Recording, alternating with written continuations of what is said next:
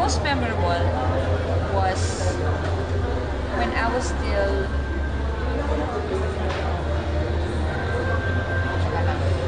yung kami pa ni Mark.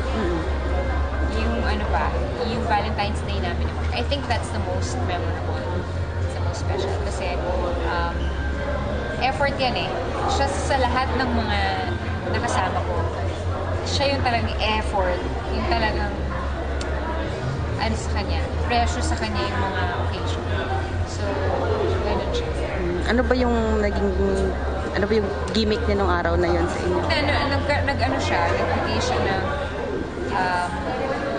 nagbigay siya ng, nasa dating kami noon, tapos, pag-uwi ko sa house, hinatid niya ako, pagbukas ko ng door, petals all over, tapos hanggang sa pag-akyat ng second floor, petals all over, tapos, bawat stairs, may mga bulaklak, may roses, red roses. Pagpasok ko sa room, may music, tapos may dinner table, candlelight,